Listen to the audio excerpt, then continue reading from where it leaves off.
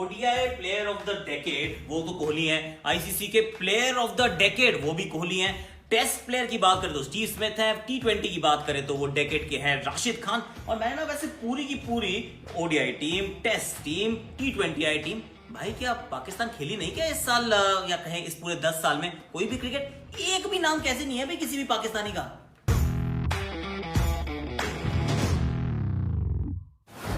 Hashtag Akashvani, इससे मतलब खाना खिलाने का समय है तो आशिन प्लीज ईट प्रॉपर्ली।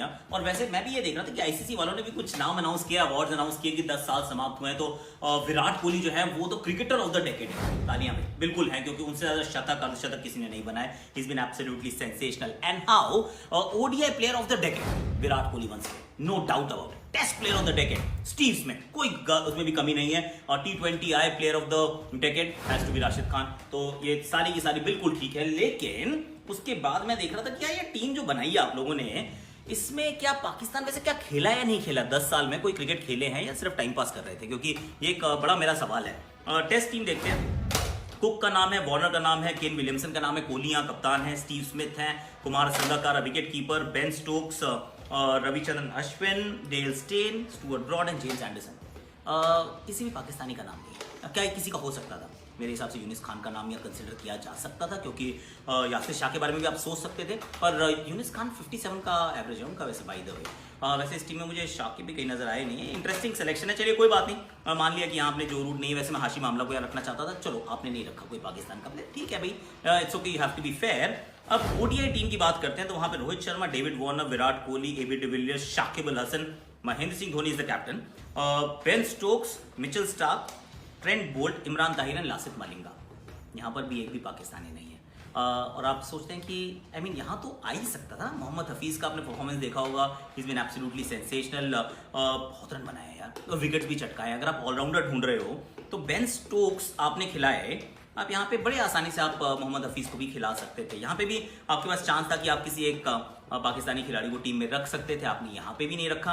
अब इसके बाद जो मेरी मेजर बोन ऑफ कंटेंशन है वो ये है कि जब टी20 टीम जब आप बनाते हैं ना, तो ऐसा लगता है कि आपने बनाई नहीं है। ये मतलब ऐसे कौन टीम बनाता है यार? आप डेकेड की टीम बना रहे हो, it's not about just Pakistani think कि उसमें क्यों नहीं रखा, वैसे वहां पे भी आपने किसी को नहीं रखा है, पर it just doesn't make sense. क्योंकि टीम क्या होती है? टीम होती है टी20 में जब भी आपको खेलना हो कि 5-6 बैट्समैन हो, फिर 5 बॉलर तो जरूर होनी चाहिए, 6 या 7 बॉलिंग के विकल्प हो तो और भी अच्छा है। उस टीम का आपने कप्तान एक बार फिर धोनी को बना दिया है। रोहित शर्मा के साथ क्रिस गेल है, एरन फिंच है, विराट कोहली है, एबी डिविलियर्स है, ग्लेन मैक्सवेल है।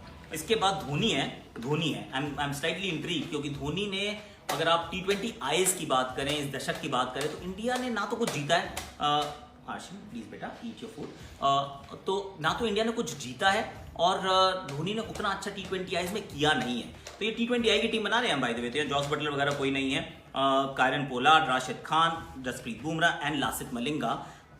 एक भी पाकिस्तान का प्लेयर नहीं है इसके अंदर। समझ में आ रही है आपको?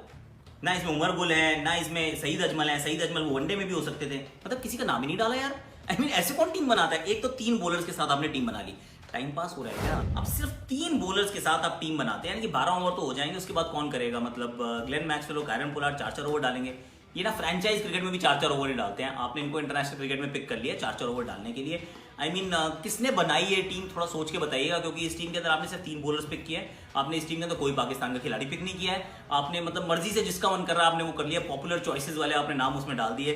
अगर मैं टीम बनाता हूँ ना घर पे, तो भाई मेरा तो थोड़ा पर्सनल बायस रहेगा, और वो रहेगा जो जिस देश का होता है, उस देश की क्रिकेट को बहुत ध्यान से देखता है, और थोड़ा सा वो होता है बायस कि आप अपने खिलाड़ियों को थोड़ा सा ज्यादा वेटेज देते हैं और आप उनको ज्यादा पिक करते हैं। पर आईसीसी अगर this is what they are going to do now, कि जहां पे वो टीम बनाए और उस टीम के अंदर 3 बॉलर्स आप रखते हैं, उसके बाद एक भी पाकिस्तानी खिलाड़ी तीनों टीम्स में नहीं आता है, it just does not sound right, does it? तो मुझे तो लग रहा है कि थोड़ा सी गड़बड़ हुई है, कि या तो ये वोटिंग का कुछ काम था, या फिर जो आपकी जूरी थी वो थोड़ा सा, जब ये टीम बना रहे थे थोड़ा सा शायद they were not focusing on all the numbers properly. I don't know what the reason was, but किसी भी पाकिस्तानी का ना होना on all 3 sides, it's slightly baffling, proper baffling.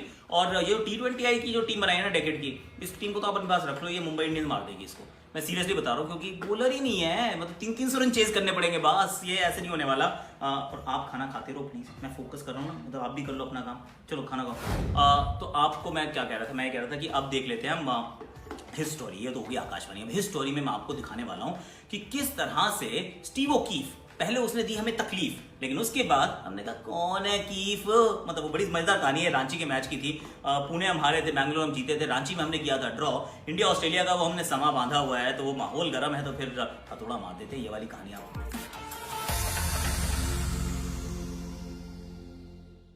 अर्ज किया है, दांव पर लगा दो तुम, दांव पर लगा दो तुम हर सिक्का, बाजी फिर भी हमारी होगी जब फेंकेंगे हम हुक्म का इक्का।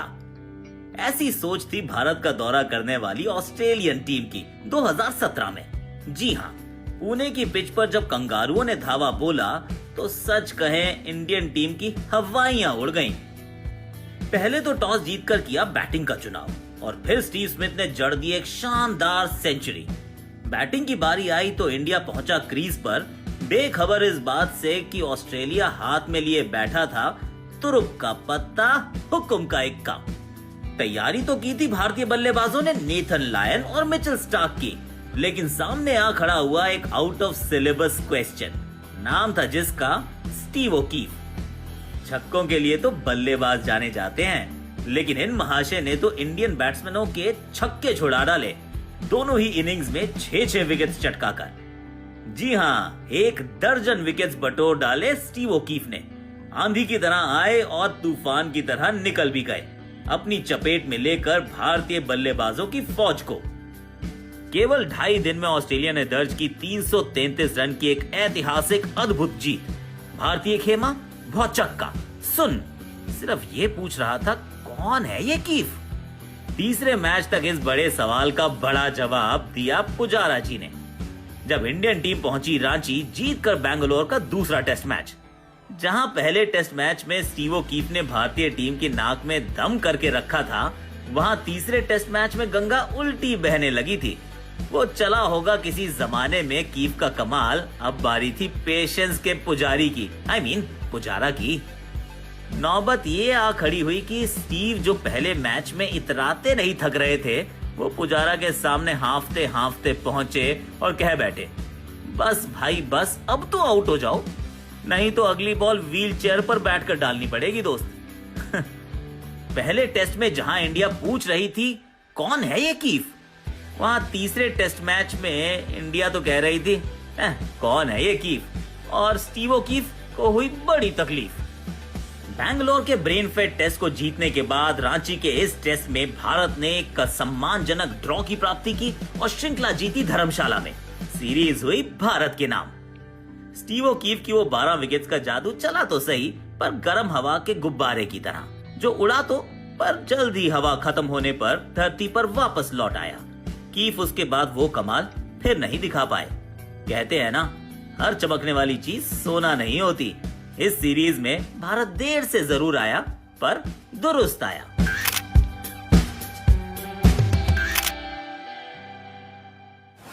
खाना मैंने खिलाना था ना, ये क्यों पकड़ा दिया आपने मुझे, नहीं निकल रहा है इसका नट। क्या I'll become a nut, by the way. That's what happens generally. और ना Arshin, what do you want to become in life? क्या? A pair of keys and also a spectacle of keys. Okay, so she wants to be an inspector. ये laptop के inspector और laptop के repairer बनना चाहते हैं जीवन में, which is okay, कोई बात नहीं। आप खाना खा के बेटा तगड़े हो जाना, उसके बाद आप बन जाना जो आपको बनना हो। और also something else, it's not about her ना, तो मैं आपको बताऊँ, आपको मैं दिखाता हूँ, तब तक मैं इनका जरा हाथ भी सुनने पड़ेंगे मुझे, वो नट भी खोलना है। आप देखिए कि खेल जगत की सारी खबरें स्पोर्ट्स रैप में, please do not make noise ना, आकाशवाणी चल रही है यार। और मैं फिर वापस आता, फिर बात करेंगे।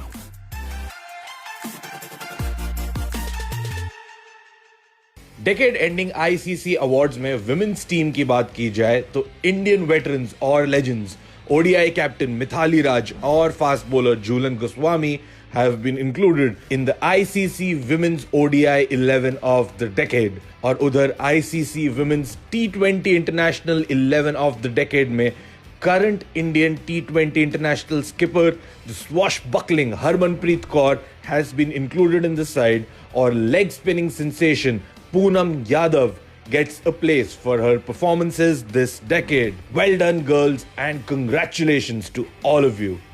ब्राजीलियन क्लब सैंटोस ने लियोनेल मेसी का पेले के गोल स्कोरिंग रिकॉर्ड को इक्लिप्स करने के क्लेम्स को डिस्प्यूट किया है। मेसी ने रिसेंटली अपना 644th गोल स्कोर किया एफसी बार्सिलोना के लिए और ऑफिशियल रिकॉर्ड्स के हिसाब से पेले ने 643 गोल स्कोर किए थे सैंटोस के लिए। लेकिन क्लब ये डिस्प्यूट कर रही है कि पेले के फ्रेंडली मैचेस के गोल्स इस टैली में इंक्लूडेड नहीं हैं। उन्होंने ये भी कहा है कि फ्रेंडली मैचेस में पेले ने कुल 448 गोल स्कोर किए थे, जिसका मतलब है कि उनका ऑफिशियल टैली 1091 गोल्स है सैंटोस के लिए। ऑल्दो सैंटोस ये काफी जोरों शोरों से क्लेम कर रही है, लेकिन इस पे अभी तक कोई ऑफिशियल स्टैंस नहीं है अथॉरिटीज का। और ब्राजीलियन लेजेंड पेले ने तो ऑफिशियली सोशल मीडिया पे मेसी को कांग्रेचुलेट भी किया था इस अचीवमेंट के लिए। चलिए बताइएगा कि कैसा लगा आपको शो। वैसे ही लाइट वाइट मैंने खुद ही लगाई है बाय द वे, और वाइफ को मैंने कैमरा भी पकड़ाया, तो इट्स ऑल वेरी आत्मनिर्भर आकाशवाणी हैशटैग। बच्चों को खाना खिला रहे हैं, और दीदी वो आटा का भी प्लीज खाना दे दीजिए। एनी हाउ आज के लिए इतना ही है। कल मैं सोच रहा था कि यार एक बात करते हैं कि इस साल में क्या क्या बहुत बड़ा बड़ा घटा। Like this year actually belong to Mohammad Hafeez, the 2020 player. Mahendra Singh Dhoni called his retirement. Kohli ने एक भी शतक नहीं बनाया, मतलब 2020 में कितने साल के बाद ऐसा हुआ है, ऑल ऑफ दैट। सो क्योंकि आखिरी दिन है ना अब साल का, तो बात करते हैं कि 2020 में क्या क्या हो रहा, the highlights of 2020। That's for tomorrow. आज आप जाते जाते देखिए अपने शॉर्ट्स और मेरी सुनिए आकाशवाणी। अभी इतना ही है दोस्तों के साथ, शेयर कीजिएगा, लाइक कीजिएगा, सब्सक्राइब कीजिएगा, और वो व्हाट्सएप पे, फेसबुक पे, इंस्टाग्राम पे बांटो यार, प्यार बांटने से पड़ता है। और बेटा जी खाना खा लो बेटा, आप चाहिए।